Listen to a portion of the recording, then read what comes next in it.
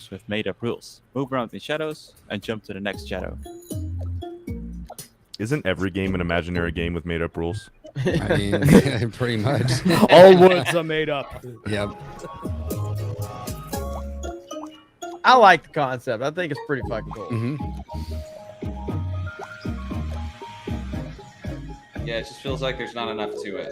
Shadow No, it's Frogger, very- yeah, Jay very- Hailstorm. Shadow Frogger. Very shallow. It might be. It kind of looks This like it's is held like back by its perspective too. This is literally how Jay Hailstorm plays Splatoon. Okay, just freaking hiding in the shadows, and then just the only thing it's missing is a surprise attack. That's it. Isn't hiding in the shadows and then coming out for a We have a surprise space attack where how people Jay can come Hailstorm to plays work everything in and his meet life? wonderful people. And we are helping Constantly Japanese quiet guys until he'll by blow up at introducing you. them It's like, to oh shit. platforms, console publishers, helping them on marketing, or as usually they don't speak English, helping them to apply to overseas events like this one. And we're also doing a lot ESL, of the game. online contents and streams, like our big Asobo Indie Showcase, which will be aired this summer in English and Japanese, or our monthly stream in the collection, and podcasts, and many other things you can check on YouTube and Twitch. Look at that But guy. first, let's check two really cool Japanese titles.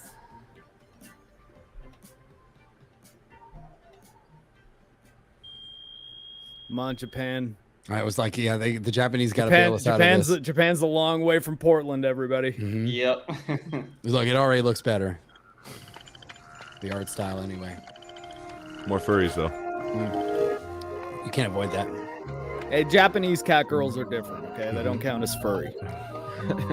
Fox and Frog Travelers, The Demon of Arashino Island, is a 3D action adventure game with a Japanese-inspired That atmosphere. 6-player turtles. That's gonna be You'll lit. find We're gonna personal Yeah. Island. Johnny Is and I it? already said we're going to get it. Yeah, it's 6-player. I think it looks like it's diorama style, Harry like Gates, an old Crystal Lantern, a and PS1 Neon Final will Fantasy drive game. the color to the island. Pre-rendered background and But Yeah. lurking in the it kind of shadows, pans around. reaching even closer. Speaking of which, if anyone has Apple Arcade, Fantasian is actually quite good, which is similar type of Oh game. shit, it just ate her. Oh my gosh. Fox and Frog Travelers is developed by Rias, an illustrator and concept artist that came up with the idea for it, based on one of his illustrations. Maxter65 has the right idea. Japanese cat girls have lore. They aren't furries. That is true. Well, Fox there you and go, Frog Dino Long Dial, Journeys Through the there's a Night new is Canyon planned game. for release in a few years. Released in a few years. What the fuck? You just said that so casually. I know. I was They're like, going- okay. They're going full Nintendo on us. Yeah, jeez. Except Nintendo at least makes us think it's coming soon. Yeah, she had that's no true. like. She didn't even add any excitement to it. Coming in a few years. It's like, I'm not going to blue ball you guys. Here's the truth. It's not coming out for a while. Honestly, that's First game of the young I solo prefer developer hearing that. Fuji. Yeah, I know. I do Inside too. World is a narrative game about two young indie game creators, the shy Kani and the extrovert Kumade. I think actually what's really funny is when they announced Metroid Prime 4, they flat out could have said, but don't worry, this thing's going to take forever. Mixing Like, you're influences actually from going to play comics like Metroid Ghost Dread World and before you games play like The Metroid Beginner's 4. Guide of Everyone Monster would have thought they were joking. Yeah. Goodbye World is a tale about the passion and struggles that comes For, with game for those who creation. don't know, Metroid Through Dread was in 13 development chapters for of the the story, DS rendered until in they beautiful decided that didn't pixel have art and enough resolution power close to do the Super the NES ME and Game Boy thing. Advance. So it kept on getting pushed back for like 15 years. There was and a then it still ended up coming out before the one that they announced. There was a teaser for Metroid Dread and Metroid Prime 3, which released in like 2007. World is Yeah, and even that was like 6 years after it got canceled the first time. Yep. And if you are Mhm. interested by Japanese indie scene or indie games, you can That was follow when us they're on like the Twitter, on 3DS. Discord, The chat with 3DS us, might have what it and takes to watch do our Metroid Indie Game Dread, Showcase, but, which is coming this summer. And I guess they And gave Mercury thank you Steam for the watching, and dry Delta Dash run for having with us. Samus Returns. The process of moving to a new city can be daunting. Our next game, Birth, from solo developer Madison Carr, who hails from Chicago, explores the idea of quelling loneliness through this puzzle adventure. Hi, my name is Madison. And Much I'm better making than a game Portland. called Birth. Yeah. Birth? I already missed Japan.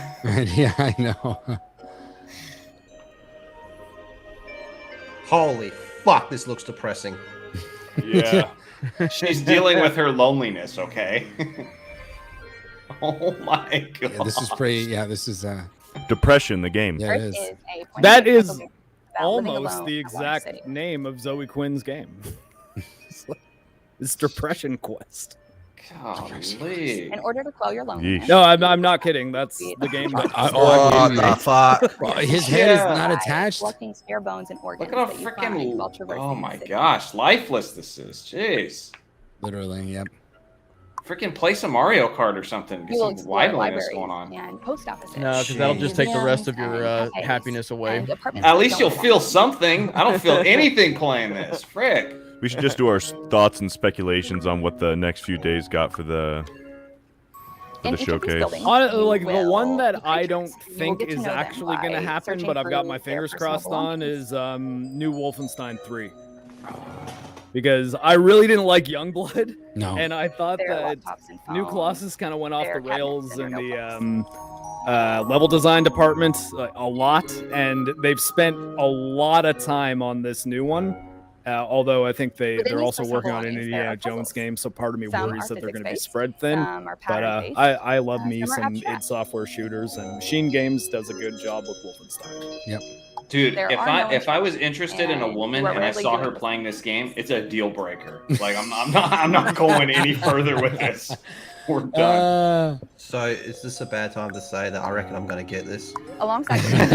Well, I never had interest in you in the first place, Nicole, so it works out for both of us. I'm trying to figure out if Lethal was joking or not, because I honestly. I reckon I'm going to get this. First This one's looks out this fucked up. I made this and I hope you like it. I mean, she looks like she would make this game. She does. She definitely watched Invader Zim as a kid, and then just never grew out of it. Yep.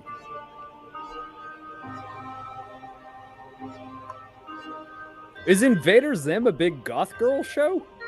Oh yeah. Yes.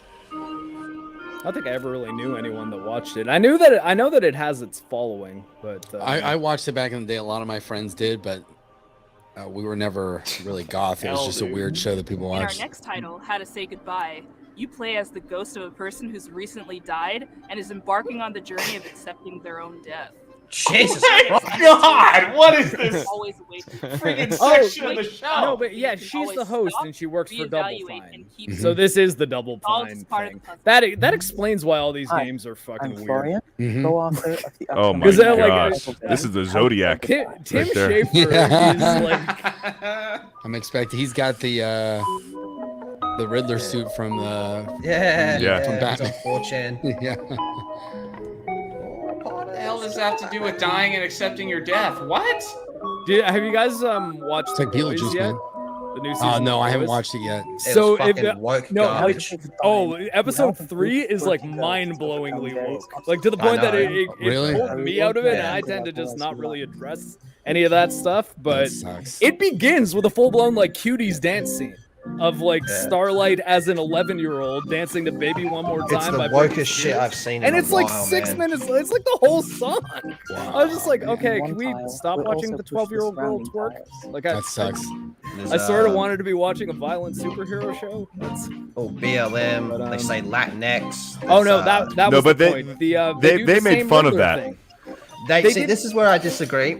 On the Votland, that was like a whole, I you know, get it. It's satire like they're troll like on the, all that woke shit. They're like the studio directors thinking that shit. I get that. But in the context of everything else that happened in the The puzzle episode, elements I are don't only think they're moved making fun of it. Well, I think it's almost like the Matrix 4. like a Well, I Rubik's didn't watch it, Cube. but you know, the Matrix Puzzles 4 is like never we're gonna end be in a cute state and where you like can't act solve like we're criticizing some things that have to do with us, but we're really criticizing you. I think the level of irony in the executives being the one to suggest it was that like this is the right thing to do, but these producers, the people that work for Bot, which are basically Hollywood producers functionally, Disney. are it's like they're All not characters they're not looking suggesting to it for the discover right why they are reasons. still They're just here doing it for and how to marketing move on. purposes. Yeah. And like Trying to I escape kind the of got the grasp impression of that the that was evil what they were wizard going for with who it. But the doesn't reason I know brought how it to up let go. is because of the Riddler thing. They just do flat out the same thing. Like it's almost word for word. It's like, oh yeah, Homelander has a big new following of people. They seem to have congregated on 4chan and found each other. They actually have a Q rating of 6, and it's like, Oh my what the gosh. hell are you guys? Like this is the most heavy-handed, real world stuff that you're trying to cram into this show. And man, it was I actually didn't mind the first 2 episodes, but episode 3, yikes. Man, This that's a show shame. would be so much better right now if they I just like it. replayed Choo Choo Charles. Like Yeah, seriously, Choo just Choo replay Charles. the same freaking clip. I will man. definitely watch it though, because Well, I want see, to see it. look, guys, forget this indie game showcase. Everybody, just go to my Steam wish list, look through the games. All of those are better, and they all have trailers. And Choo Choo Charles is on there, by the way, and it has been for over a year. That's awesome. It looks Actually, dope. It looks Actually, let me awesome. double What check. the heck is Sure. going on Wait, here? God Almighty! Hi. Well, I thought I was wasn't that a Alec great Baldwin show? for a minute. And a great take, and it's all gone. Do you So think now they told the indie developers to like all the be games Act weird? kooky, to be weird? Like No. I'm almost getting that vibe. No, these are probably just the ones who are their friends. Special Because again, thanks this is to all it's the of our Double Fine generous show, sponsors. You've and always been there Tim for us, and Shaper we could not is do this like, without you. and Anita PlayStation, Sarkeesian Idea, tier Xbox, SJW. Nintendo, Yeah. Like Steam, he's Epic full Games blown Store, like y'all are he awesome. prays at the altar. Thank you. Extra special thanks to Dose One, the Magic Man, for supplying all the beats and sound effects and tunes you hear in every Summer Game Fest edition of Day of the Yep, Devs. Choo Choo Charles, number We couldn't have 48 done on any of my this without 63 you, game wish list. or at least it'd be really quiet. 63. And You gotta get that up to We're not 64. done with What the you Day doing? of the Dev 10th Oh, I mean, anniversary I just yet. sometimes add If you go games to that I'm Day of the actually Dev not even all that .com, interested sign in. up I for just our want to see how newsletter. they end You up will be panning amongst out. the first to hear about all the excitement that's to come. Although this part of me always hopes other than that that, every thank you so so much to often someone everybody will who just like watched pop by and my will Steam see wish the list and be like, "Oh, this game that Marks wants is on sale. I'm gonna buy it for him," and then boom, I get That's a gift why he wants from to show his my list. best You thought friend. it was over, but it is Yeah, so actually everyone spend as not. much time Day on of my the Steam Devs wish list as continues you with want. a special after party. Oh, the performance Quarry's on of there. the That one and was only at the Peter show, wasn't it? Bergman of Onomatopoeia Trying to see if I have fame, anything else that interviewing was new music actually from shown. a game you've probably never heard And of. It's oh, called replaced. Juno and Replaced the looked Guardians pretty of pretty Summerland. decent. And the reason you haven't heard of it is because it's debuting on Kickstarter at this very Little freaking Nemo moment. was a good movie when I Very liked that movie freaking when I was See a you kid. later. Thanks for tuning in to Day of the Devs Summer Game Fest edition. Finding Nemo or Bye. Little Nemo? Little Nemo. Oh yeah. Yeah, and Dreamland or whatever the heck it was Mhm. called. It was a good movie. All right, I think that may be it. I Now we're fucking doing a hope music so. video. Now I we're wanna- getting into. yeah, I Listen, wanna somebody, die. somebody in the chat told us to stop complaining and stop being a downer. Listen, if you like being fed shit and pretend that you like it, that's your thing. That's not my thing, okay? I don't think that's anybody's thing here. You can go hang out with Hunter Biden. If that's There's a what you're into. lot. This is Hey, garbage. there's a lot of channels that'll just ooh and ah over everything. This ain't one of them. Nope. Yep. They pitched a game about accepting your death, and you want to talk about being a downer. And also, like, if you're complaining about us complaining, then you're doing the same thing we're doing. You say we shouldn't. Stay the fuck away from Choo Choo Charles. We don't need you there. Now this just looks like Choo Choo mental Charles illness. looks The game. lit. Yeah, and then they took like they took Sonic's like background checkerboard. All right, thing and you guys copied want me to recommend a few games that are in the same I'm vein muting as this. Choo Yes. Choo Yeah, you can Charles, mute which it. could You can play just Yeah. leave it in the in a day? background. Yeah, Do like, it. Okay, so in orders of ones that recently came out and are frigging incredible, Turbo Overkill. That is an amazing game in which the protagonist has a chainsaw leg, and it's got like basically like a crazy kind of slide move that you can do. You can double jump. It's nuts. Celico's not out yet. What's one that's out? Shattered Steel. Shattered Steel. Hold on, wait. I'm gonna make sure that I'm. Holy saying cow, the that name of these chainsaw games leg is right. amazing. Yep, Turbo Overkill is nuts. That looks ridiculous. And like this is a game that it looks like if you saw a screenshot of it, you'd be like, okay, so that's like PS2 game quality, PS3 maybe. But in motion, it runs incredibly. The animation's great and the gameplay is fun. So it's a great example of, hey, maybe you don't have to be a AAA game to have like an amazing shooter. I'm showing you on screen. Not Shattered Steel, sorry, Severed Steel. Which is sort of similar in that you have a lot of sort of Titanfall-esque moves where you can run on walls and double jump and slide and do all that sorts of stuff. But you also can use like a bullet time skill. So at least when you're playing with a mouse, you right-click the mouse and you turn everything into slow motion. And that makes it so that if you throw it on the Molten Steel difficulty, where it's a one-hit kill for you, it turns every level into kind of like a Hotline Miami puzzle. And that game I thought was very, very good. To go a little bit older in games that I have videos made on, which you can watch, I think, okay, yeah, Dusk is on my channel. So Dusk is a game made by New Blood, who's a studio that makes a lot of really great indie shooters, and it's got an incredible soundtrack. It's sort of a really like lo-fi, Looks like Doom. original Quake style shooter is kind of more where it's at. The one that is more like Doom was actually going to be the next one I suggest that has a sequel that I'm getting the early access code for tomorrow because I kickstarted the sequel because I like the first one so much, is Project Warlock. And that one kind of looks more like Doom. It's got a bit of a permadeath element to it, but I think that they might have added a mode in which you could turn it off. At the same time, the permadeath's actually not too bad because it's live space. So this is the second one. It's coming out. The early access keys for the backers are coming out on tomorrow. So I mean, I could fiddle around with this and I don't know, show you guys some gameplay of it if you want. But the original one I have a review of on my channel. It's actually one of the first videos I made, and it's also kind of similar, like Doom-looking pixel art. But these are all like fantastic indie shooters. Ion Fury is another really good one. If you like Duke Nukem, Ion Fury is done in the... It's a modern game done in the same engine, the build engine, which... what would be the build engine games that are popular? Blood... Rednet Rampage, I'm pretty sure, is build, and Duke Nukem 3D. And Ion Fury is kind of a new game made in that style. So there's lots of stuff out there. And I think Ion Fury, Project Warlock, and Dusk are also all on Switch, and I think a few of them are on PS4 as well, and Xbox. But I don't think Dusk is. I think Dusk is only on PC and Switch, and the Switch version actually plays quite well if you play it in handheld mode, because you can use the gyroscope aim to kind of make it a little more precise. Cool. So there you go. There's some boomer shooters that you can play today, except for Project Warlock 2. There you go. That's the G&G indie showcase right there. Yeah, ladies and gentlemen. Right. There's some indie games that you might actually Can we get enjoy. back to the Portland like games, please? Like, no thanks. Give me back to the stuff with depression and like after death stories. Freaking She's just sitting in front. Like, why is she sitting out there at like an abandoned pier? But that's what I'm saying. That's why I'm like, it almost feels like they told them to do this because it's the same thing for like all these different presentations.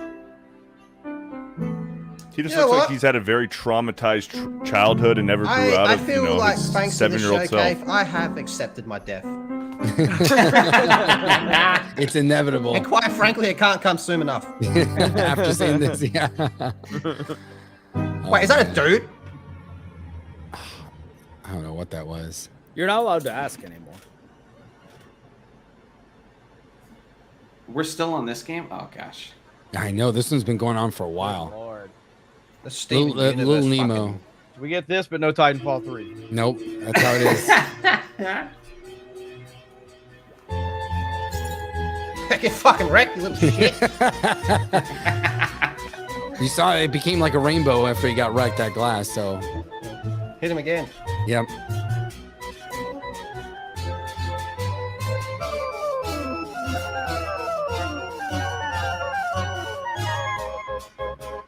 I mean, I'm sorry. I'm just gonna say it. A lot of these developers look like they got the testosterone beaten out of them. Yeah. Yeah. Oof.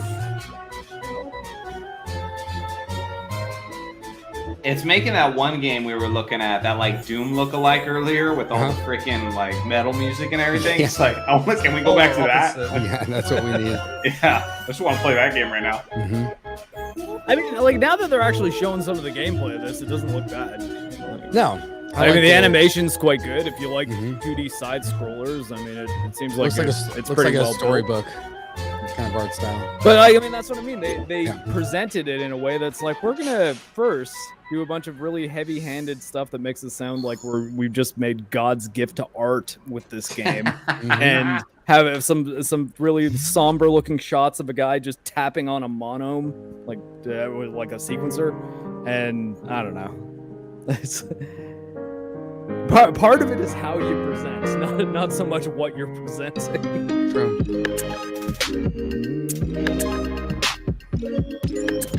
I don't think I will.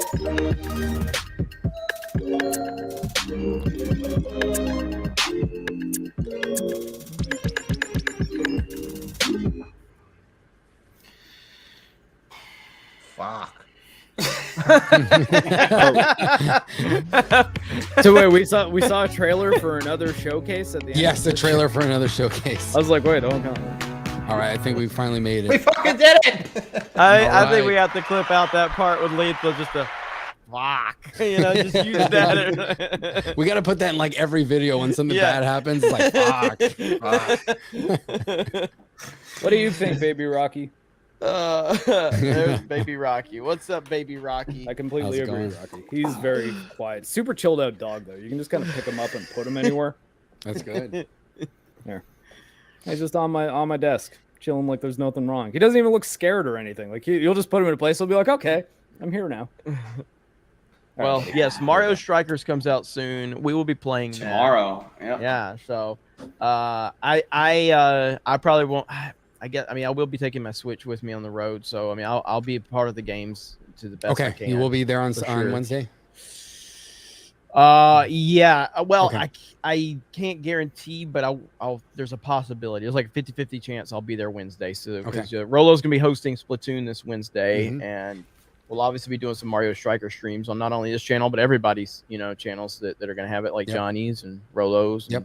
And, Beardo, are you getting Strikers? I will be getting it. Yeah. Yeah. So, I'm looking forward to Strikers. So it should be good. Yeah. I get triggered by things which involve kicking, so yeah, I'm out. I can see Mario Strikers being the type of game that have like a bionic leg, though. Like, that sounds about right. I trust me. Like I've got one. It's no good for soccer. Soccer is a sport I'm not playing ever again. Well, I want to see after that gameplay we saw earlier. Are you wanting to get a chainsaw leg now, Mark? That's what I want to know. Oh, absolutely. In fact, like, when I first played the Turbo Overkill demo at the Steam Next Fest, which was I think about a year ago now at this point, I was like, man, I got to get me one of these chainsaw legs. They're incredibly handy. My cat is knocked out next to me on camera. I don't know if we'll have a Fortnite stream tonight or not. I'll figure out. If anything, I'll be hosting if we do it, probably, because I know Rolo hosted that one last night, but we'll see. But we'll be doing something. I mean, I'm trying to get caught up on videos because I'm leaving town Saturday, so I'm trying to catch up on everything. So we'll see. But yeah, I was really happy. Oh fuck, I still have my camera. I thought that was a new game. Let me see. There we go. But yeah, I'm really happy with this the panel, and want to see more of that. Oh, Rolo showing his dog. Yeah. And dogs are the best, man. Dogs are the best. But yeah, so panel did great. I want to see more of this on the channel, when the availability is there for everybody. Hell yeah. But it was really good discussion, good information. We got the Xbox. You said the Xbox presentation is Sunday. Sunday at 1 o'clock. Doing that. Yep. We're doing that. And when's the Capcom? I'm excited 1 o'clock for Eastern Monday. or 1 o'clock Eastern time. Oh, okay, right on. Yeah, well, I can be there for that. Yep. Slick Rick says, thank you guys. I would have never watched this without the panel. LOL. Hey, that's what we're here to do. Add some entertainment to a really disastrous presentation overall. Devolver's in an hour, and it's probably going to be fun. They usually put on a good show, and their games are for the most part decent.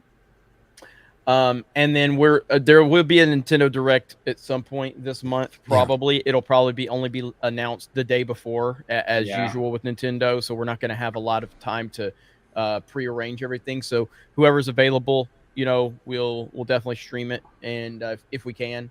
Like I said, I'll be out of town for the next week and a half. So, but yeah. And Modern Warfare 2 gameplay, we did see some gameplay from there on the Call of Duty channel. I think I still haven't watched the trailer yet. The trailer's just a cinematic. Underwhelming. So, oh, really? It's just a cinematic yesterday. Yeah. That's all it was. But today they released gameplay, and it looks fucking good. Okay, hold on. Just to back up to being a CGI trailer. Yesterday, I was in arguments with people who were defending the fact that it's $70 on PC.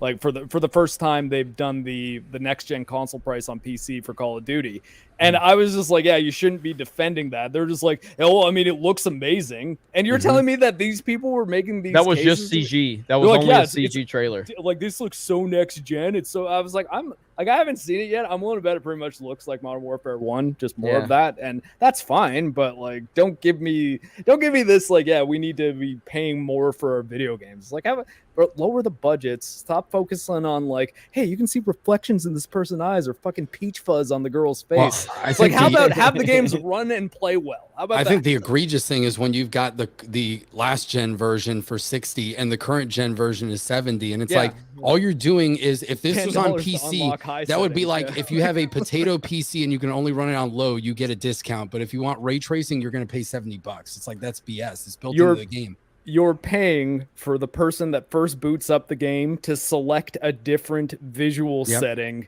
and leave it there forever, unless you have some console games now give you favor performance, favor fidelity, and that's good. If anything, I think consoles should have more options like that, because I would do everything I possibly could to get, like, say, Bloodborne running at 60 FPS, or Breath of the Wild for that matter. And I think did. the only did excuse emulate. you can make for it is like the amount of level of hours played. How long is this game going to last? Is it going to be 40 plus hours, 50 plus hours? Then arguably the time of development, sure, the labor putting into it. But, you know, if you're going to get 20 hours of gameplay, then, you know, fuck you. I don't- $10 right up your I ass. don't think I would go directly to gameplay time to purchase cost for the consumer, mostly because there's plenty of free to play games that you can put 100,000 hours into if you get really into them, and so like that multiplayer games automatically like kind of throw that out the window. What I think it's more about though is like, I think people need to be conscientious enough to understand that if you're going to shell out an extra $10 for something, either like don't defend it, because that just kind of makes you sound like you're shilling for the company, or demand that you actually get something for that $10. It's like, okay, if this, like, for people were telling me that in this argument that like, yeah, I was like, I had no problem paying an extra $10 for Horizon Forbidden West. I'm like, okay, what in Horizon Forbidden West makes it worth $10 more than Horizon Zero Dawn? And they just had no answer. They're like, it looks better. I'm like, okay, so they unlocked high settings. Basically, yeah. Well, I haven't played the sequel, but I mean, as long as I could, my argument to that, and you know how much me and Mark love to argue on these streams. My argument would be, it's not The Last of Us Part 2. They actually honored the sequel, so I have no problem giving them a little bit more since they didn't fuck it up with, you know, no, I'm not gonna say that word, but a man-looking woman to destroy the continuity. So that's They how I didn't. answer it. So, Have you seen again? I Aloy's haven't jaw played it in the so sequel? yeah. So They did mess up how Aloy looks. She in looks that like game, she I has the think. mumps. No, she did, but I'm saying like it didn't hurt did they ruin it like The Last of Us Part 2 or anything like that? Well, I mean, I don't know. I haven't played it, Yeah. but So I I'd say that at least it's a Az told me, hypothetical. Az was saying that his biggest complaint about Horizon Forbidden West is that Aloy kind of treats every mission she gets like she can't be bothered. It's like, hey, Aloy, we need you to go rescue this person. Like, you got kidnapped from this thing. She's like, okay, fine. Where is it? And it's like, yeah, that's I'll the say kind of this: person I'll we pay wanna $10 play more as. for Nintendo games, Mark. Why not 20 then? I mean, if that's what they charge me, 30? if the market, $30 yeah, well, more. Yep. but the market 40? determines the market. So, But if my people- point is, where do you stop? Like, that's well, again, where it's do like- you and stop? I then mean, I come from the theme park you world. stop Like, when look, you can say to the people, "Hey, you're not giving me anything more." For no, this you stop extra when people cost." stop buying it. So if you make a product that people don't want to buy generally, then Which that's is when they why stop. I'm telling normies who just want to buy everything that PlayStation wanted to add a shovels little to bit of them an and paying argument, whatever so. the. Okay, I'm saying that don't advocate against your own interests. And if you want to make the serious argument, it's like, hey man, I spent $70 to play the remaster of Witcher 3 or something like that on my PS5, and man, I got my money's worth. Sure, make that argument. But don't make it's fine if it's an extra $10, whatever. and Like the I guess I'm games not are saying, more like, expensive to money- develop. It's like, why are they Money more to me, expensive? like, and again, I'm not saying I'm rich, and never have been, never probably will be. Even back when I was working retail, like the argument of like when we're talking about fast food, and I know like me and Beardo were talking about this the other day, and like I never take into consideration that I don't like In-N-Out because it's cheaper, but I know a lot of people look at it and go, yeah, the bang for your buck is next level compared to Five Guys, you know, because Five Guys is way overpriced considering fast food. But like I don't even think about it like that. Food's good, and you know I'll pay a little more if the food's good, even though I still think Five Guys is better, or I think In-N-Out's better than Five Guys. I'll still go pay for Five Guys because it's good. It's a lot more. It's also, I think it's to each his own. Like, if you have a PS5 and there's a game you want to play, and you're gonna have to pay $10 more, but you want to play it, I mean, fuck it. You pay the extra $10. I mean, you want to play the game, it is what it is. Yeah. Oh, and no, and I wasn't saying, I was like, look, guys, like, if you want the game, buy the game. I'm not saying boycott it because of the extra $10. What I'm saying is, don't be the person that's like, yeah, $10, whatever. Development prices are going up. We need to pay more if we want the games to keep on getting better and better. It's like, no, you don't, because there's plenty of games that don't have AAA budgets that end up being amazing. I know what Mark's trying to say, because even something like look at Fortnite, for instance, and yeah, they have the they have the skins and all, but it is a free to play game, and you as the consumer have the option to go, okay, I want to pay more because they're going to give me this, that, and the other, but the core game is free and it's fun. Or even something like a Warzone or Among Us, you know what I mean? These games get genuine energy. So I know what Mark's argument is. I get it. Me and Mark. I see the people in the chat. They're like, "Oh, we missed the Saturday argument with Mark and Jeremy." Yeah, I understand the point he's trying to make. I think though, if you guys play Modern Warfare 2, just ask yourself in the back of your mind as you're playing it, what about this makes it worth $10 more from Modern Warfare 2019? And if the answer is nothing, at the very least, just say, okay, so they stole an extra $10 from us because we pay it. And that's the reason. It's not because they're actually giving you something for that money. It's just I guess like it comes down to, like, for instance, I wouldn't pay.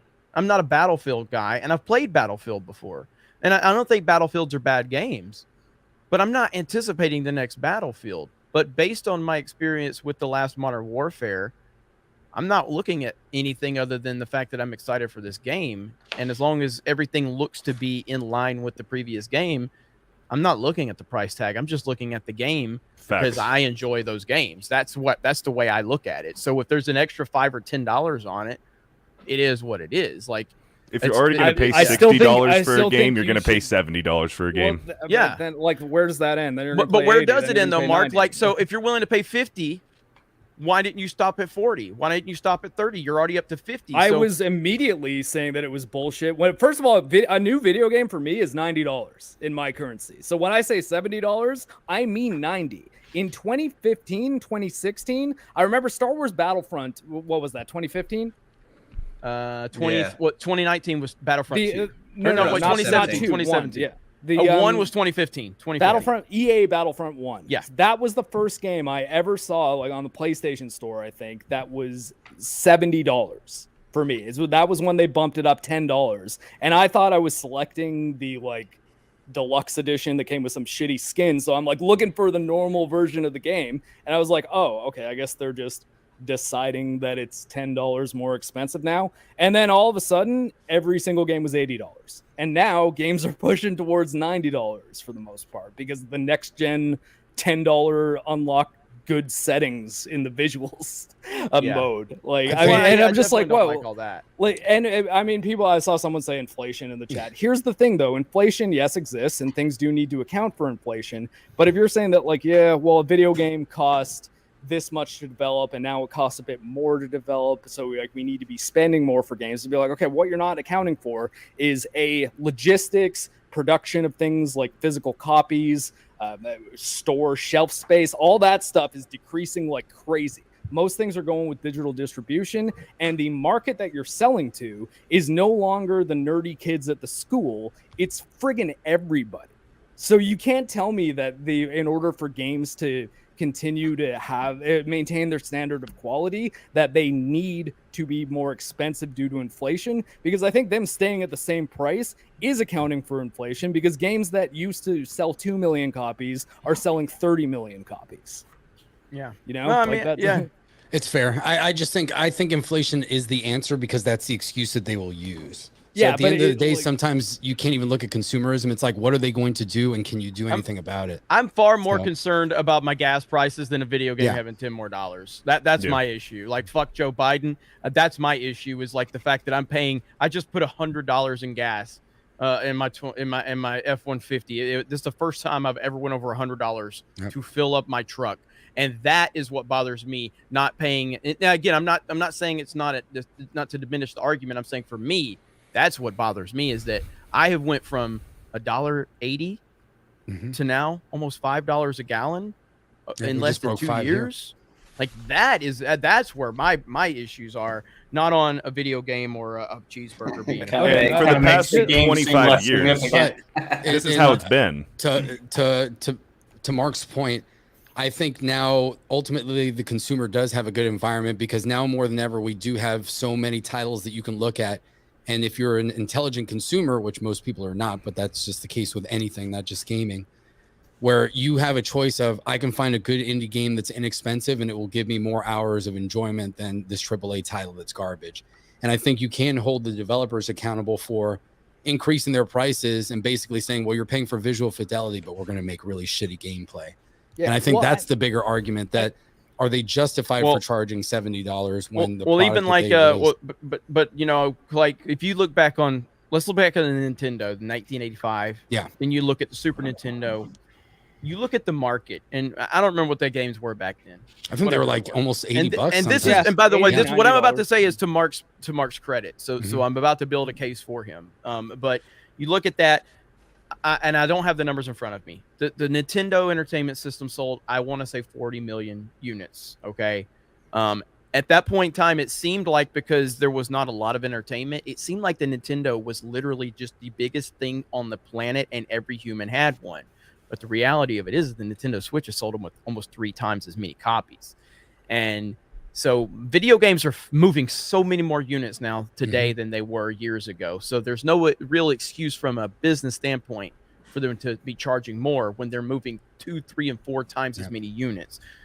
To Mark's point, that's all, you know what I'm saying? So I'm not saying I don't understand his point. But back in the day, also, no one had a backlog of 30 games that they own but will probably never play. And in my case, like 600. Yeah, that's true. Yeah, we have the luxury of Steam and all those digital sales. And I think, even to further Mark's point, you see, like, I can crack open a copy of like Halo from the Xbox, and I have a full color manual that's like 40 pages long. That doesn't happen anymore.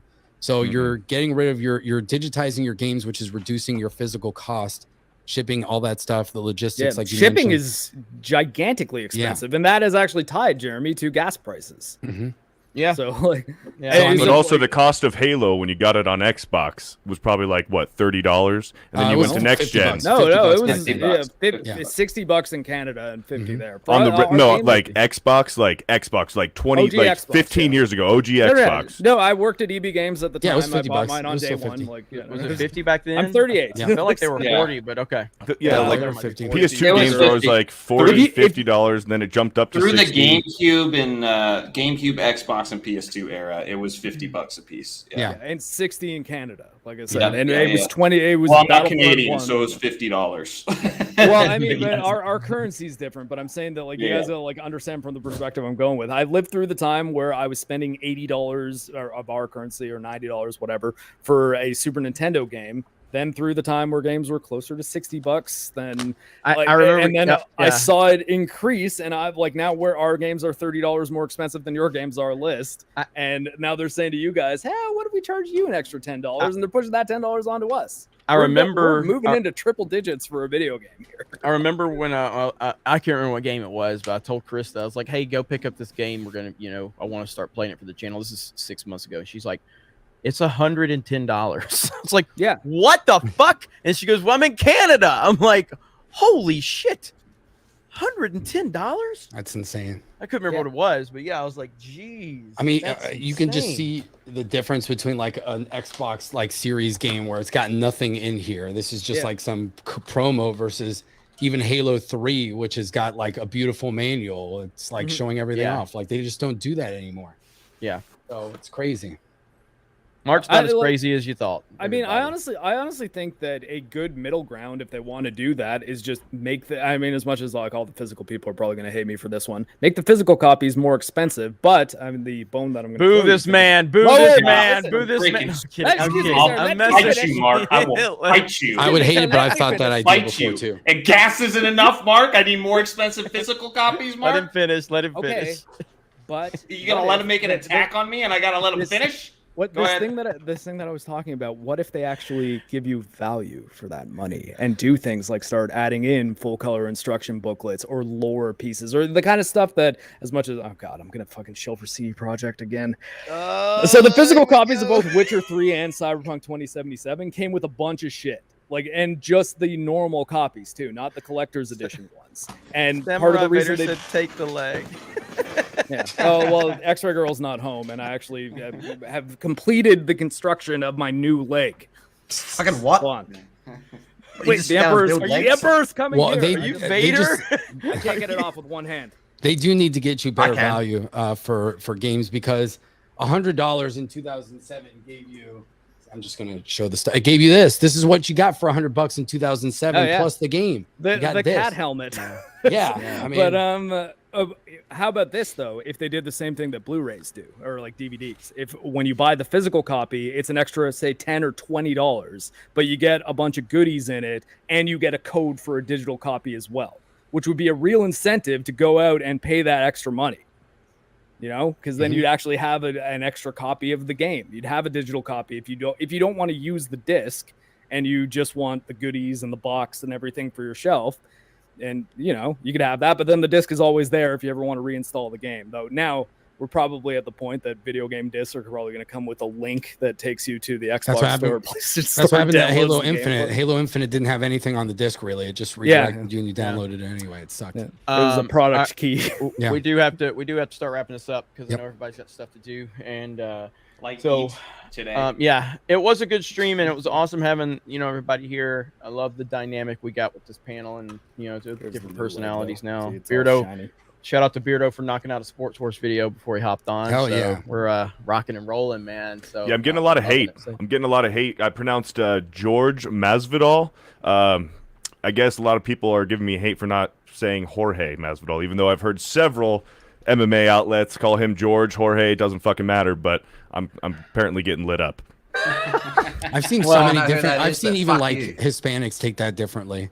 Because I've You only heard got- guys like introduce themselves as George Yeah. just so it's easier for people, and I'm like, oh, You only okay, got 3 down votes. You're not. You're So, good. You're speaking of Joe. Halo Reach, the Spartan George is spelt like Jorge. Yeah, it is. Yeah. I always thought it was Jorge until I played the game. It was like, Yeah, so go fuck yourself, comment section.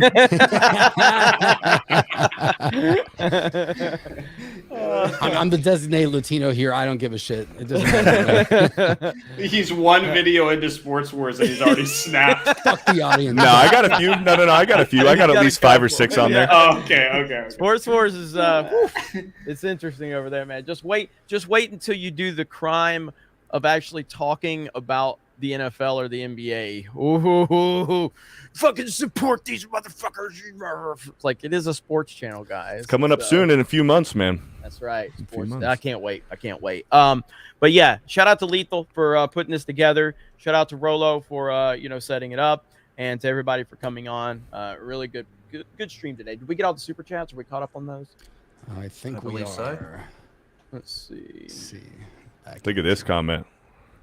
Super Dude says Lethal, Mark, and Fear the Beardo look like the evolution of a Pokemon with a beard. All here on the bottom. It's right. Yeah, it gets Recently longer. trimmed mine. I'm pretty. I am clean cut always right most now. girls' starters. Good stuff. Yeah, Awesome. make sure we're caught up on those, and then we can end it. Let's So. see. Okay, last one was Muggsy Skins. Cost of development has decreased by 30%. Increasing it by $10 is for shareholders. On PS Store, Sony keeps 100% of their title profit. So there you go. That's one And for see, Mark. I would easily believe the development costs have gone up, but my concern about the reason they've gone up is because it's like, oh, we need to pump out a sliver bit more realistic graphics so that we can show this commercial and have people be like, oh my god, that looks so awesome. But it's like, man, Well, and you're game basi- design, man. Like, Yeah, and you're also selling a game for like a small percentage of elite gamers that actually have an extra console or a video card that can support all that stuff. Yeah. Too. So you're basically, it's a regressive tax, basically. So- honestly, they think of it this way, because here's I think the best way to conceptualize it. Think of the best looking PS4 game, so like God of War or something like that.